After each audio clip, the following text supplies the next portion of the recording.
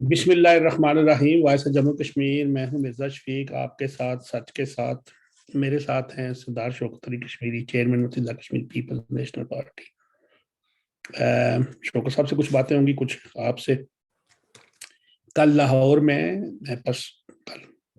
شیخ رشید صاحب نے ایک نیا شوشہ چھوڑ دیا۔ انہوں نے کہا جی بے نظیر بھٹو کو، شاہ نواز بھٹو کو، مرتضی بھٹو کو آصف زرداری نے قتل کروایا تھا اور جعلی دستاویزات پر پاکستانی سیاست پر قبضہ کیا۔ میرا خیال ہے یہ شیخ صاحب جو ہے نا، دنیا کے ایک نمبر ہی ہوں گے جھوٹے میں، تو سمجھ تو اللہ معافی دے۔ وہ کل ادھر پہلے لہراتے رہے، میں حرم میں گیا، میں نے یہ دعا کی، میں وہ ہوں جس کے اوپر خانہ کعبہ کا دروازہ کھلا، تو اس پر میں نے ایک کالم بھی لکھا تھا کہ خانہ کعبہ کا دروازہ تو ابو جہل بھی کھول لیتا تھا، ابو لہب بھی اندر جاتا تھا، یہ سارے ہی جاتے تھے جو اس وقت کے بڑے بڑے تھے۔ تو میرا خیال ہے ان کو ہدایت پھر بھی نہیں ملی تھی۔ اس کے بعد لاہور کے جلسے میں ایک اور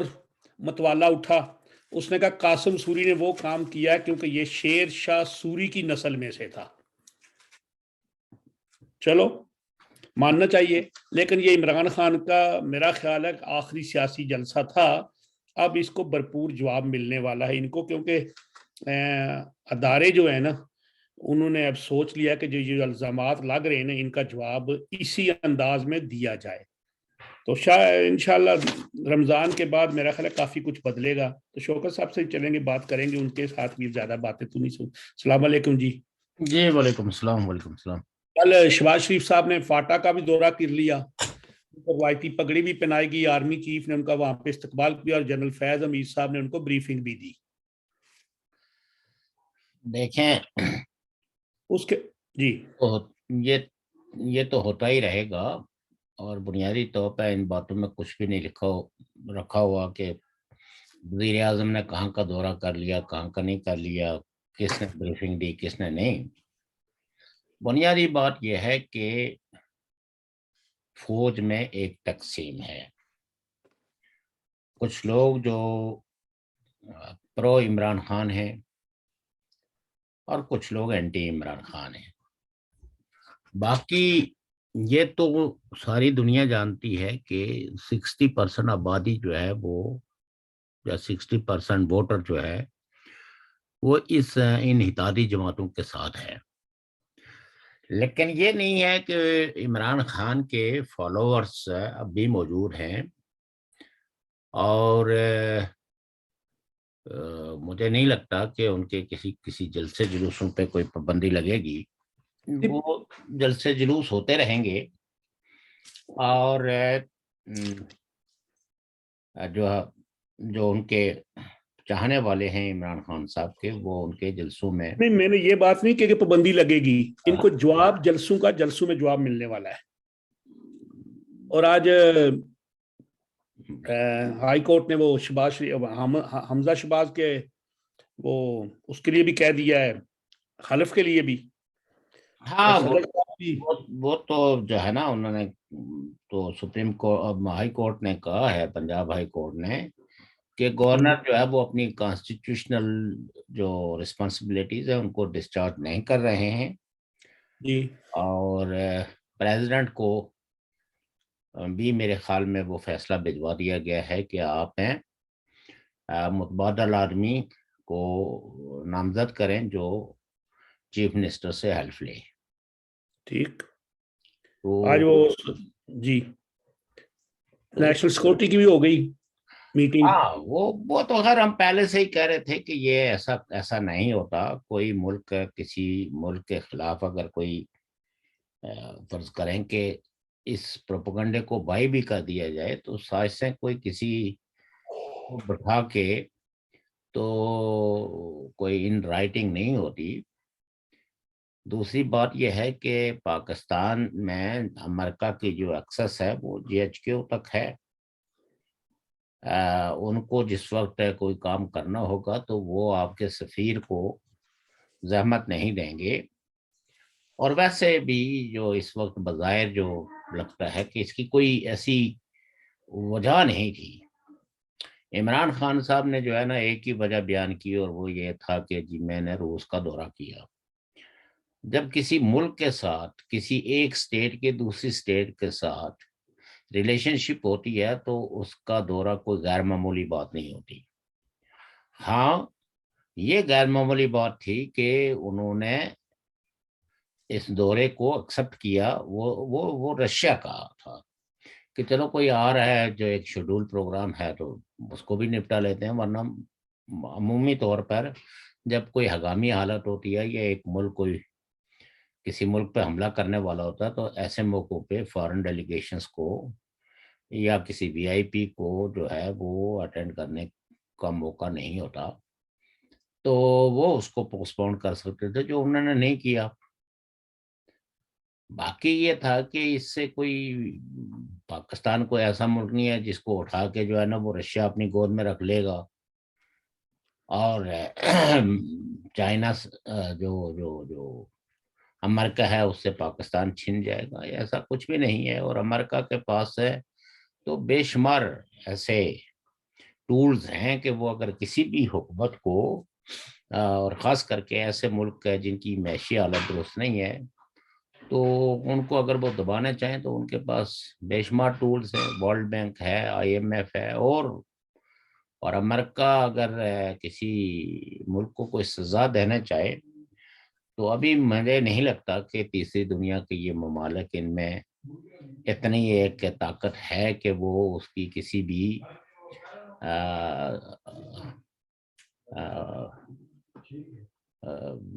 مداخلت کو یہ برداشت کر سکتے، لیکن اس کی ضرورت نہیں ہے۔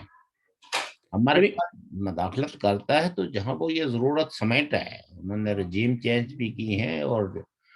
کئی جگہوں پہ تو انہوں نے بزور طاقت وار لڑکے بھی رجیم چینج کیے، جیسے عراق میں تو کوئی کنسپریسی نہیں کی، بلکہ سیدھا سیدھا ایک آزاد ملک کے پر حملہ کیا۔ اس کے بعد اس ایک کا نقصان تو ہوا ہے نا جی۔ دیکھیں وہ بات وہی ہے، جب ویتنام کی، امریکہ میں ویتنام کی جنگ لگی ہوئی تھی، اور جس وقت امریکہ کو یہ یقین ہو گیا یا امریکی فوجیوں کو کہ ہمیں یہاں جو ہے وہ شکست ہو رہی ہے، تو امریکہ نے اس وقت کہا کہ ہمیں چونکہ ورلڈ پریشر بہت ہے، اس لیے ہم جو دنیا کی جو رائے عامہ ہمارے خلاف دن بہ دن ہو رہی ہے تو ہم یہاں سے وڈرا کر رہے ہیں۔ تو یہ تو سارے ٹولز ہوتے ہیں نا۔ اصل چیز یہ ہے کہ اس مادی دنیا میں جب وہ نیو کالونیلزم ہے تو اس میں ملکوں کو ایک دوسرے کی ضرورت ہے، اور خاص کر کے طاقتور ملکوں کو جن میں کفالت کی گنجائش موجود ہے۔ تو امریکہ کے پاس دوسرے ملکوں کی کفالت کی ایک کیپیسٹی موجود ہے، اس لیے کوئی ملک بھی امریکہ سے تعلقات بگاڑنے کے بارے میں نہیں سوچتا۔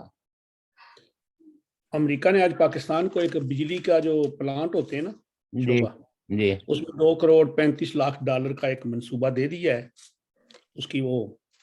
یعنی کیا کہتے ہیں ڈونیشن کریں گے، اور 204 ملین کی ایک جو امداد ہے وہ بھی انہیں دیکھیں بات یہ نا کہ اس امداد کی بھی آف کورس پاکستان جیسے ملک کو تو سخت ضرورت ہے، لیکن بنیادی بات یہ ہے کہ موجودہ حکومت کو اگر آئی ایم ایف کوئی ریلیکس کنڈیشنز پہ لون نہیں دیتی تو ان کے کرائسس بہت بڑھ جائیں گے۔ وہ گئے ہوئے ہیں ابھی۔ اور یہی وجہ ہے کہ بے شمار لوگ یہ کہتے ہیں کہ ایک اس الائنس کے خلاف ایک کنسپریسی ہوئی کہ اس کو جو یہ جنرل الیکشن میں بہت آسانی کے ساتھ جیت سکتے تھے، وہ عمران خان کا جو 3.5 سال کا جو ملبہ تھا، اور جتنا معاشی اور سیاسی حالات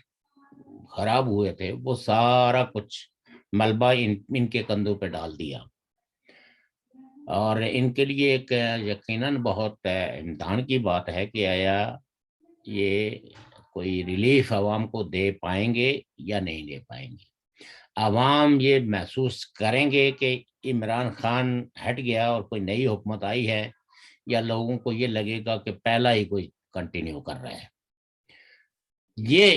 بہرحال یہ ان کی اب ذمہ داری ہے کہ یہ اس فرق کو کیسے محسوس کرتے ہیں، یہ فرق کرواتے ہیں عوام میں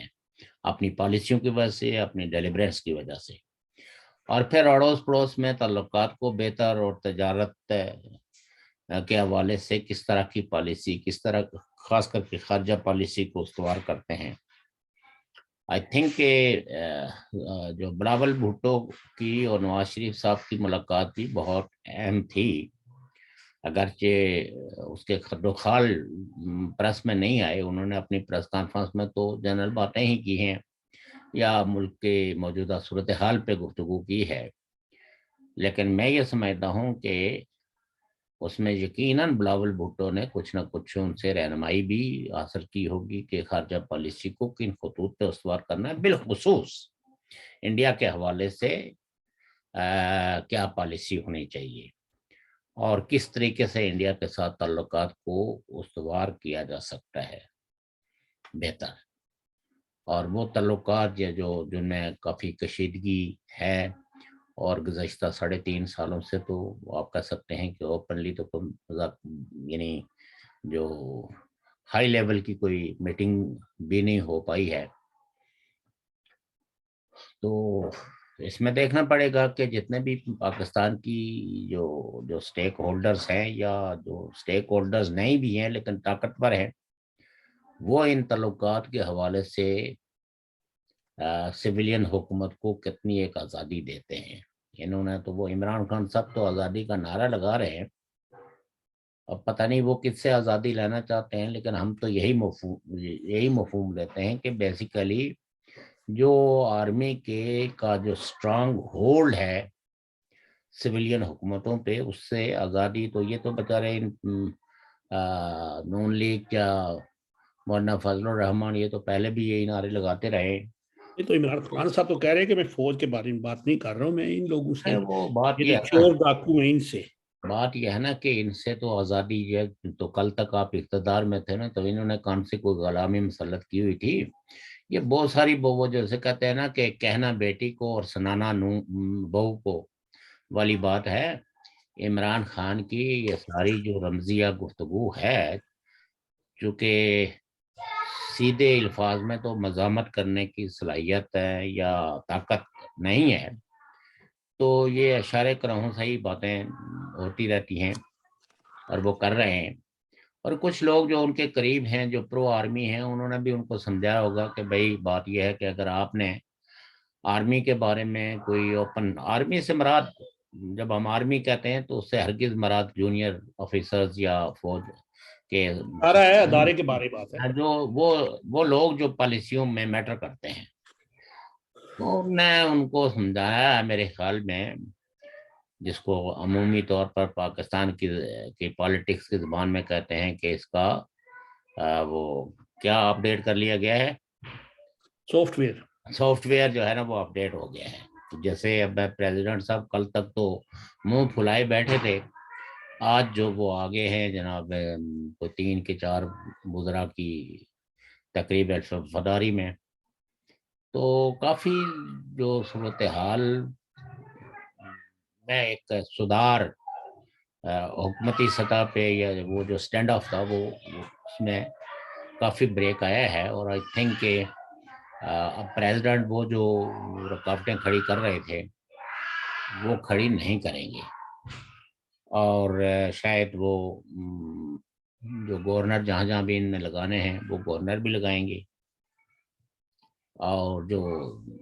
اتحادی پارٹیوں کے درمیان بھی جو کچھ کیبنٹ کے حوالے سے جو کوئی اختلافات ہے تو ان کو کم کرنے کے لیے کافی پیش رفت ہوئی ہے۔ تو اس لیے یہ ہے کہ ہم یہ تو نہیں کہہ سکتے کہ وہ جو ڈیڈ لاک ہے وہ برقرار ہے، اور آج ظاہر ہے یہ جو سیکورٹی کونسل کا جو وہ ہوا ہے جی اس کا بھی جو اعلامیہ ہے وہ بھی نشاندہی کرتا ہے کہ کافی حد تک لوگوں نے اب سمجھ لیا ہے، اور آرمی کی ہیرارکی کے اندر بھی ایک یعنی یہ سمجھ تو ان کو ہے کہ اگر وہی پرانی پالیسیاں جاری رہیں گی تو اس سے تو یہ ملک اب ڈیفالٹ ہونے کے قریب ہے، اور اس کا اب سارا انحصار، یعنی اس کے ڈیفالٹ نہ ہونے کی اب صرف ایک ہی وجہ رہ گئی ہے کہ آئی ایم ایف اگر کچھ پیکج دے چکا ہے، آئی ایم ایف کچھ پیکج ان کو کوئی لون سینکشن کرے گا تو پھر ورلڈ بینک بھی اور دیگر بینکس بھی وہ کریں گے، پھر سعودی عربیہ ہو گئے، دوسرے جو ان کے دوست ممالک ہیں وہ بھی ان کو کوئی نہ کوئی مدد ضرور کریں گے۔ لیکن کرائسس بہت ہیں، تضادات بہت شارپ ہیں، اور کوئی اگر یہ کہتا ہے کہ حالات نارمل ہو گئے ہیں تو میں یہ سمجھتا ہوں کہ نارمل نہیں ہوئے ہیں، ابھی بھی ایک شدید لڑائی کے خطرات موجود ہیں۔ اور اب آپ دیکھیں کہ وہ جو جیش محمد اور لشکر طیبہ کے لوگ بھی اب کھلے عام چندہ انہوں نے جمع کرنا شروع کر دیا ہے، تو یہ صورتحال کوئی ہے ایسی نارمل چندہ نہیں۔ بندہ تو جی پورا وہ ہمیشہ ہی ہوتا ہے، یہ اوپر آپ تو دیکھیں نا یہ یورپ میں کتنے چندے جمع ہو رہے ہیں رمضان کے لیے، ہم جانتے ہی نہیں ہیں۔ ہاں جی جی، رمضان کے لیے نہیں بلکہ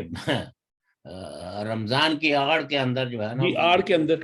بہت ساری چیزیں ہو فرانس رہی ہے، ہیں۔ جرمنی ہے، انگلینڈ ہے، یہاں آگے سب ہے۔ تو آئی تھنک کہ اداروں کو بھی چھوٹی موٹی سمجھ تو اب آ رہی ہے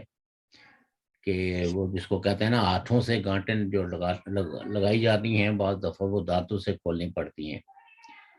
تو اب آہستہ آہستہ احتجاج کا وہ جو بلبلہ تھا جی اس میں بھی کوئی کنٹینیوٹی نہیں ہے، ایک ایک دفعہ جو ہے وہ لوگوں نے مظاہرے کیے ہیں، جذبات برہمی کا اظہار کیا ہے، لیکن وہ مظاہرے انہوں نے کوئی ایسے ٹارگیٹڈ مظاہرے نہیں تھے۔ دیکھیں جب تک کہ آپ کوئی ڈیمونسٹریشنز کرتے ہیں تو آپ اپنی حکومت تک اگر کوئی پیغام پہنچانا چاہتے ہیں تو پھر وہاں آپ کو ایک میمورنڈم سبمٹ کرنا ہوتا ہے۔ تو باہر سڑکوں پہ آپ مظاہرے کریں، کسی اور کا مظاہرہ ہے اس کے اندر شامل ہو کے اپنے جھنڈے اٹھا لیں اور پاکستان میں لوگوں کو بتا دیں کہ وہاں دیکھیے جی اتنی بڑی ہیں تعداد میں لوگ جمع ہوئے ہیں، تو ایسا یہ زیادہ دیر تک تو اس طرح کے ڈرامے چلتے نہیں ہیں۔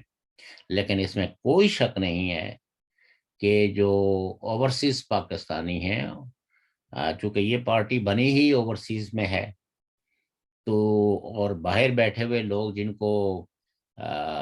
وہاں روپے کی گرتی ہوئی قیمت کی وجہ سے ان کی بھیجی ہوئی کرنسی دگنی چگنی ہو جاتی تھی، تو انہوں نے تو اس مہنگائی کی ہیٹ کو محسوس نہیں کیا۔ لیکن وہ لوگ جن کے باہر سے ویسے بھیجنے والے نہیں ہیں ان سے اگر کوئی پوچھے تو وہ تو نہ ان کے پاس دوائی ہے، نہ ان کے پاس کوئی روزگار ہے، نہ ہی جو ضروریات اشیاء ہیں وہ ان کو خریدنے کی ان میں استطاعت ہے۔ تو دیکھیے 2 کروڑ سے زائد لوگ جو ہے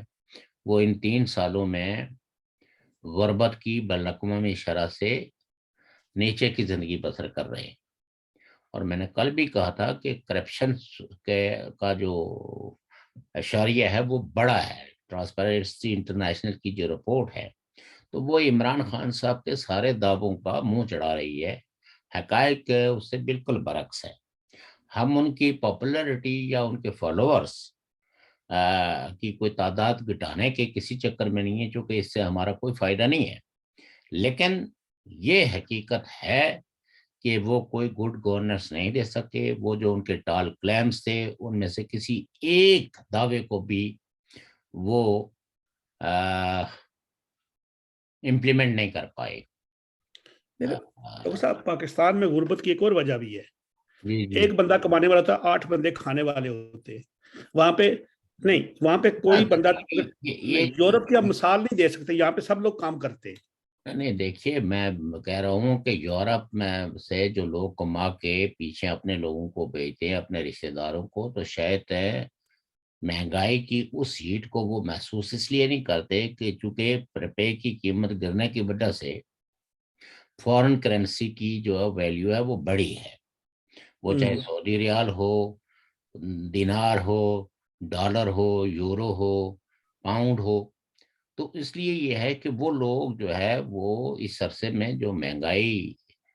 بڑی ہے، شاید انہوں نے اس کو کم محسوس کیا ہو، لیکن وہاں کی جو میجورٹی ہے وہ تو، چونکہ یہ تو جو ظاہر ہے جو تجزیے یہ جو سروے ہوتے ہیں اور ان سروے کے نتیجے میں جو رزلٹ دکھائے جاتے ہیں، تو آپ کہہ سکتے ہیں کہ یہ جو رپورٹ آئی ہے وہ رپورٹ یہ ہے کہ 2 کروڑ لوگ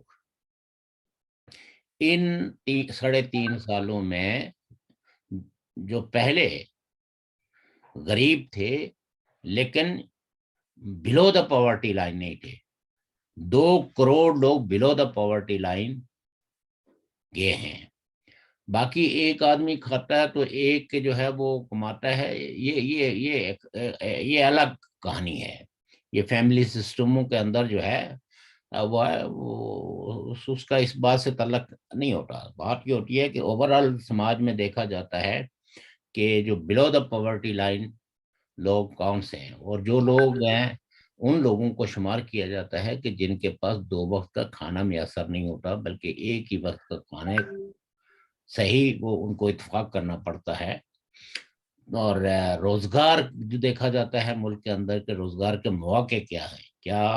عورتوں کے لیے، مردوں کے لیے جو ہے نا وہ مواقع روزگار کے ہیں، بچوں کو سکول جانے کے مواقع ہیں، یہ سب چیزوں، مطلب یہ کہ جب غربت کا اشاریہ دیکھا جاتا ہے تو اس میں یہ سب چیزیں ملحوظ خاطر رکھ کے تو جو ہے وہ کسی ملک کی غربت کا یا مڈل کلاس کا یا اپر مڈل کلاس کا تعین کیا جاتا ہے۔ تو خیر ہے، اس وہاں پہ ہمارا ایک جو معاشرتی سسٹم ہے وہ ایسا ہے، میں سمجھتا ہوں، لیکن روزگار کا یہ مسئلہ بھی ہے وہاں پہ غربت، اور غربت جب بڑھتی ہے تو پھر یہ جو باہر سے لوگ ہیں یہ تو چلو پھر یہاں سے اپنا جس طرح کر کے بھیجتے، یہاں پہ ان کی پوری فیملیز کام کرتی ہیں۔ تو لیکن عمران خان صاحب نے جو یہاں یہ پوری فیملیز کام کرتی ہیں یا نہیں کرتی ہیں، جو پیسے بھیجتے ہیں، فرض کریں کہ پہلے اگر جو ہے نا وہ 100 پاؤنڈ بھیجتے تھے تو وہ اگر 135 کا تھا تو آج وہ جو ہے پاؤنڈ ہے وہاں جا کے 200 سے بھی اوپر چلا گیا ہے۔ اس طرح مہنگائی بھی بڑی ہے نا پھر اس طرح آپ مطلب یہ ہے کہ مہنگائی تو بڑی ہے، لیکن پھر بھی ایسے لوگوں پہ جن کو فارن کرنسی کے اندر جو ہے نا وہ ریمیٹنس آتے ہیں، ان پر اس غربت کا یا اس مہنگائی کا جو طوفان ہے اس میں کم احساس پیدا ہوتا ہے، جائے کہ جو لوگ وہیں کماتے ہیں اور وہیں چیز خریداری کرتے ہیں ان کے لیے جو ہے نا چونکہ کے لیے مشکل ہے نا وعدہ ہے، ان کے لیے زیادہ مشکلات پیدا ہوئی ہیں۔ تو لہذا باہر جو جن لوگوں کا لو ہے عمران خان صاحب کے، وہ ویسے بھی ہم آپ کو پتہ ہی ہے کہ یہ جو لوگ اپنے ملکوں کو کسی نہ کسی ریزن کی وجہ سے چھوڑ جاتے ہیں تو ان میں جو نیشنلسٹک سینٹیمنٹس ہوتے ہیں وہ زیادہ ہوتے ہیں۔ باقی کاموں میں تو وہ ہر کام کرتے ہیں، لیکن جب وہ نعرے پہ فوری اکٹھے ہو جاتے ہیں اور اس نعرے کی کا سنجیدگی سے تجزیہ کرنے کے لیے یا تو ان کے پاس ٹائم نہیں ہے تو یا وہ تیار ہی نہیں ہوتے نئی حقیقتوں کو، نعروں کی سنجیدگی کو دیکھنے اور سمجھنے کے لیے۔ اب آپ کل تو لاہور میں پی ٹی آئی کے جلسے میں روس کے پرچم لہرا رہے تھے، خیر وہ انقلاب بہت آ رہا ہے، اچھی بات ہے، یہ کوئی بری بات نہیں ہے۔ پی ٹی آئی والے جو ہے نا وہ روس کے ان کو بلکہ چائنا کے جھنڈے کو بھی اٹھا لینا چاہیے۔ نہیں وہ چائنا کے ابھی نہیں اٹھائیں گے اچھا، کیونکہ وہ دیکھ رہے ہیں کہ چائنا شاید یہ شہباز شریف وغیرہ کو زیادہ پرائرٹی دیتا ہے۔ وہ مبارکباد تو جو دینی تھی تو وہ تو پوٹین صاحب نے بھی دے دی، رشیا نے بھی دے دی۔ باقی یہ ہے کہ پہلے بھی ان کی کوئی تجارت بڑے پیمانے پہ رشیا کے ساتھ تھی نہیں، تو آئندہ بھی نہیں ہے، ہوگی۔ یار لوگوں نے تو کل سے کہنا شروع کیا کہ وہ جو الخان علی عمر عبداللہ آئی ہوئی تھی اس نے کہا کہ خان تمہارا مقدمہ واشنگٹن میں لڑوں گی اب تو لڑے، مطلب یہ کہ یہ تو اچھی بات ہے اگر، لیکن ایسا کچھ اس نے پریس کے سامنے تو نہیں کہا ہے۔ اگر نہیں اس نے اندرونی کہا ہے بس پرائیویٹ میٹنگ میں۔ وہ ویسے بھی دیکھیے بات یہ ہوتی ہے نا کہ یہ جو لوگ پاکستان کا دورہ کر رہے ہوتے ہیں اس کا مقصد جو ہے وہ ملٹی مقاصد ہوتے ہیں، اور خاص کر کے جو کہیں یہ جو مسلمان جو ایم پیز یا ایم اے پیز ہوتے کانگریس ہیں یا کانگریس مین ہوتے ہیں، تو اس پہ زیادہ شادیاں بجانے کی ضرورت نہیں ہے. جو سپورٹ ہوگی تو سپورٹ کا جو ہے وہ پارلیمنٹ میں وہاں پتہ چل جائے گا. اگر اعلیان عمر نے کہا وہاں جا کے امریکہ کی اپنی حکومت کے خلاف پروٹیسٹ کیا کہ آپ تیسری دنیا کی حکومتوں کو رجیم چینج کرنے کے لیے کیوں کنسپریسیز کرتے ہیں، تو ڈیفینیٹلی یہ اچھی بات ہوگی. لیکن ایسے ہوتا نہیں ہے نا. تو جب نہیں ہوتا تو پھر اب یہ ہے کہ کسی نے میرے کان میں کئی ایک باتیں کرتے ہیں، لیکن ہم ان کو پبلک اس لیے نہیں کرتے کہ احتیاط اس لیے برتتے ہیں کہ کوئی یہ نہ کہے کہ یہ تو ایسے ہی چھوڑتے رہتے ہیں. اب کوئی آدمی اگر اپنی خود نمائی کرنا چاہتا ہو اور وہ یہ سوچے کہ چلو جو سننے والا ہے وہ متاثر ہوگا، بعد میں جو کچھ یہ سوچے، تو میں نہیں سمجھتا ہوں کہ اس طرح کی، اور نہ ہی کوئی کسی ایک کانگریس مین پہ وہاں کانگریس میں تو کئی ایک لوگ ہیں جو بلوچوں کے حق میں بات کرتے ہیں، ان کے حق علیحدگی کی بات کرتے ہیں. اسی طرح کئی ایک ایم پیز ہیں، مطلب تو یہ جو ایم پیز ہیں یہ کتنے ایک ہیں اپنی حکومتوں کو انفلوئنس کر پاتے ہیں، یہ ہے اہم میں سوال. جو بات دیکھیں، میں سوشل میڈیا کی بات یہ کر رہا ہوں کہ پی ٹی آئی کا جو سوشل میڈیا وہ اتنا کھڑا ہے کہ آج وہ اسد مجید نے وہاں پہ کہا کہ کوئی ایسا وہ میرا وہ کمنٹس نہیں جو میں نے لکھے، تو یہ دوسرے، تو انہوں نے باہر کہہ دیا کہ اسد مجید کو تو کسی دباؤ میں لایا نہیں جا سکا، وہ کہہ رہا ہے کہ میں کیوں اپنی بات سے ہٹوں، اس کی وہ سرخی لگا دی ایئر وائی پہ. تو اس میں تو ہم کچھ بھی نہیں کر سکتے، کوئی بھی نہیں کچھ کر سکتا. تو دیکھیں نا، بات یہ ہے کہ اے آر وائی جو ہے وہ پاکستان میں آپریٹ ہوتا ہے، اور اگر ایسا کچھ نہیں ہے تو یہ تو وہاں اگر کل وہاں جو جو جو منٹس ہیں اور اس میں جو اسد مجید نے جو کچھ کہا ہے تو وہ پبلک کرے. وہ تو کہہ دیا ہے نا انہوں نے، کہا انہوں نے کچھ اسٹیبلشمنٹ نے کہہ دیا ہے حکومت کیا کو کیا کہ کہا ہے؟ یہ جو ان کے پہلے ان نے کی تھی اپنی اجلاس، ہاں، وہ بھی یہ سارے منٹس جو یہ جو ان کی کابینہ کے منٹس جو یہ کہتے ہیں ہم نے ان یہ کو کیا میرے وہ. خیال میں دیکھیں، موجودہ حکومت اگر اس پروپیگنڈے سے جان چھڑانا چاہتی ہے نا، تو ان کو آج کی اس کاروائی کی ڈیٹیل رپورٹ شائع کرنی چاہیے. اگر انہوں نے وہی 3-4 سطری لائن دے دی کہ کوئی کنسپیریسی نہیں ہوئی، کوئی سازش نہیں ہوئی ہے باہر سے، تو اس سے جو ہے نا وہ سیاسی تھیوریاں کم نہیں ہوں گی. اور جیسے آپ نے بتایا کہ آر وائی نے یہ سرخی لگا دی ہے، تو بٹھائیں اس کو، جو ہے وہ جو ایمبیسڈر ہے اس کو کسی کافی وہ آیا ہوا تھا نا آج ادھر آیا وہ تھا، تو اس کو جو ہے وہ ایک ریکارڈڈ انٹرویو کرے لازمی بات ہے، وہ ہوگی کوئی اور کی اور ہوگی نا اور کاروائی اور تو. وہ پبلک کریں.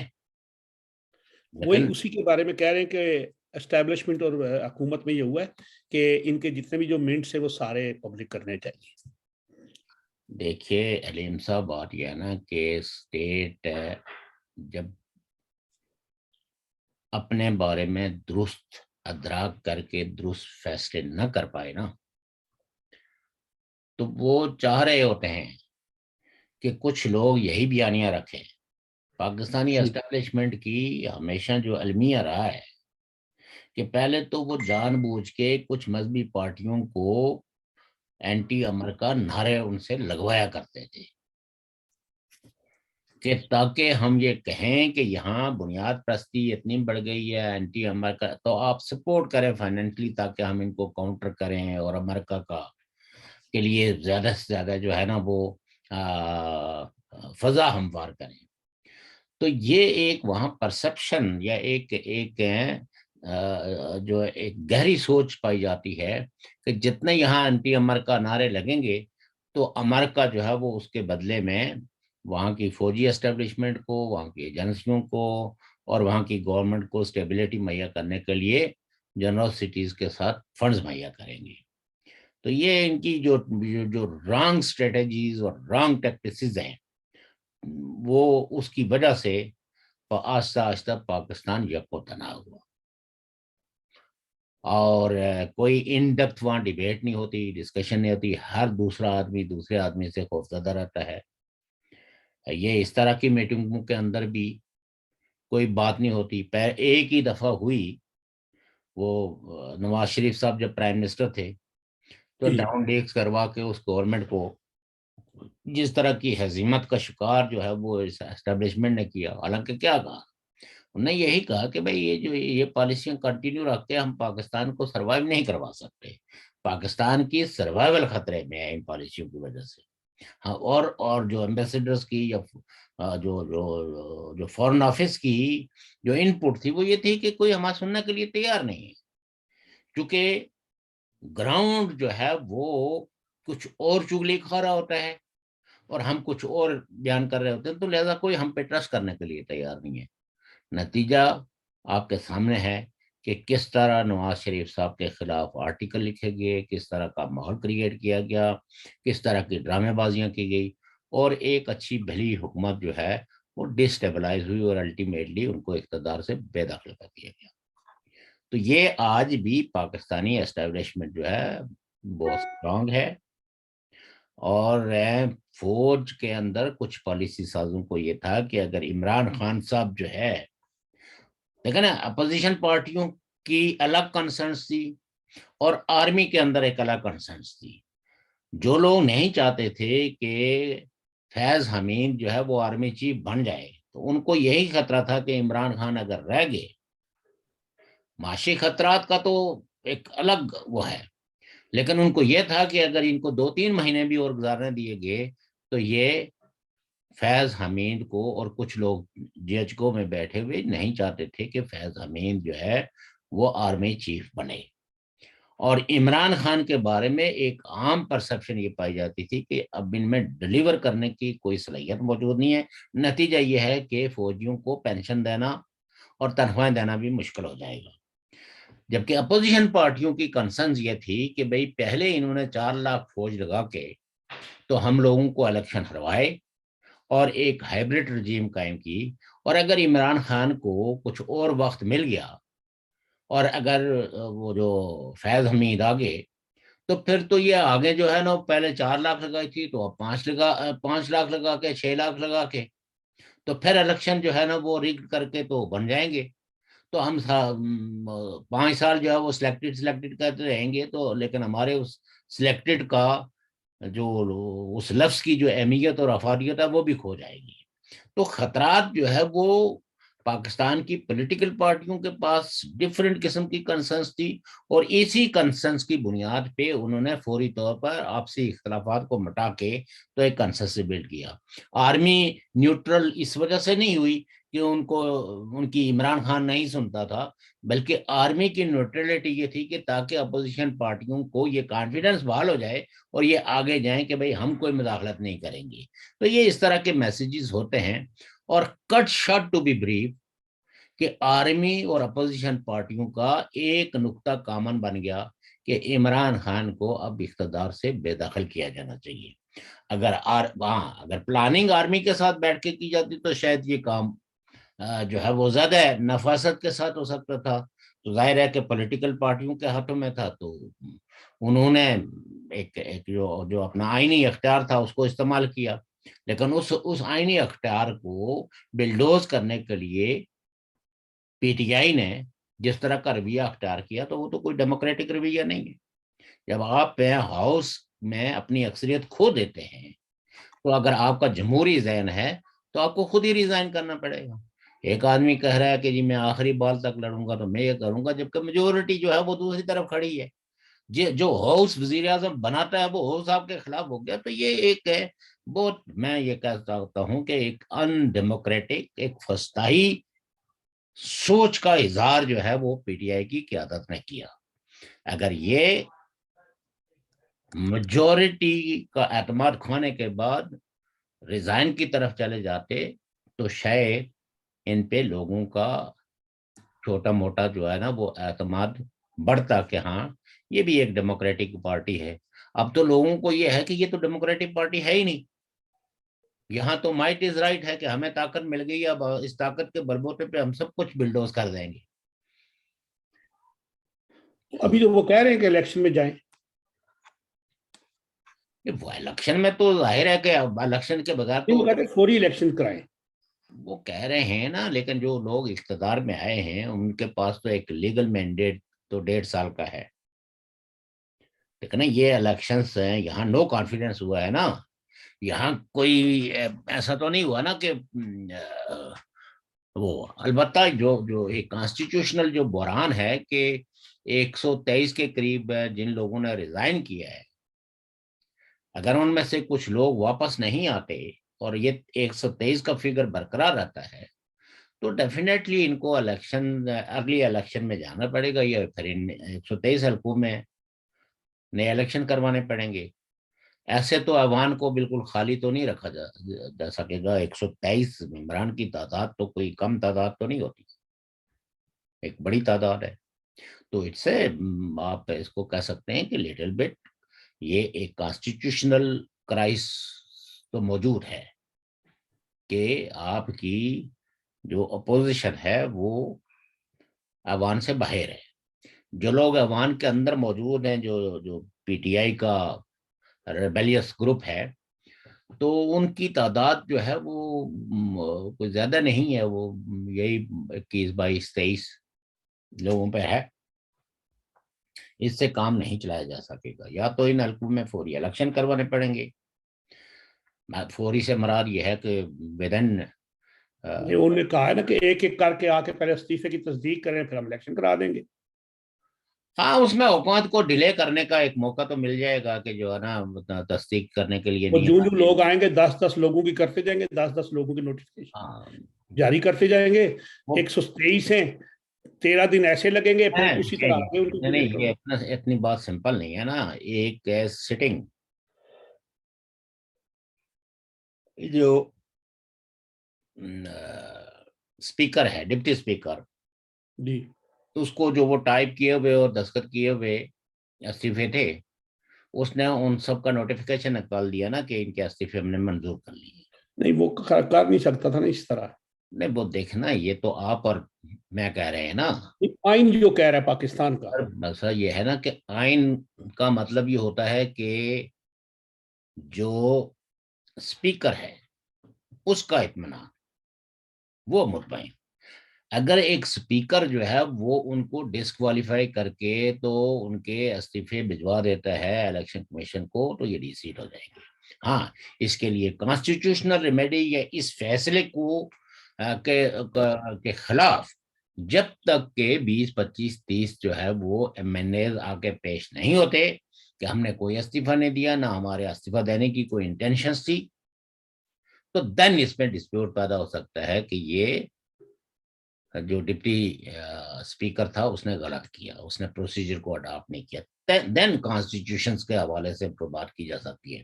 لیکن اگر ان میں سے کوئی واپس آ کے یہ نہیں کہتا تو دین یہ سیریس کانسٹیٹیوشنل کرائسس ہیں. 123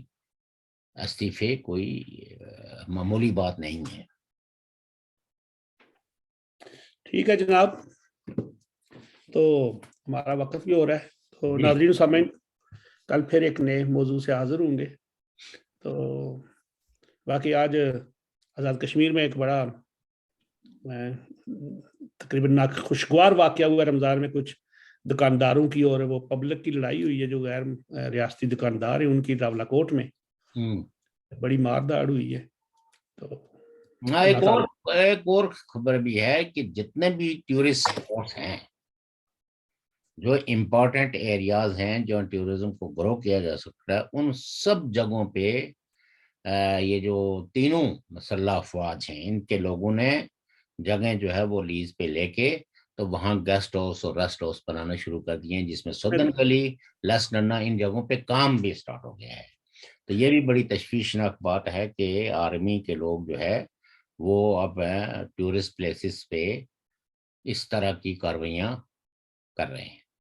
تو وہ ان لوگوں کو چاہیے وہاں کے ثبوت دیں نا، وہ تھوڑا پھر بندہ ان کو تھوڑا کسی بات. ثبوت ہیں. مجھے کسی نے ثبوت بھیجے ہیں، ان 2 جگہوں کے تو بھیجے ہیں، لیکن وہ کہتے ہیں کہ دیگر جگہوں پہ بھی ایسا ہی ہے، ادھر نیلم سائڈ پہ بھی، اور لیکن سدن گلی اور لسٹرنا کے تو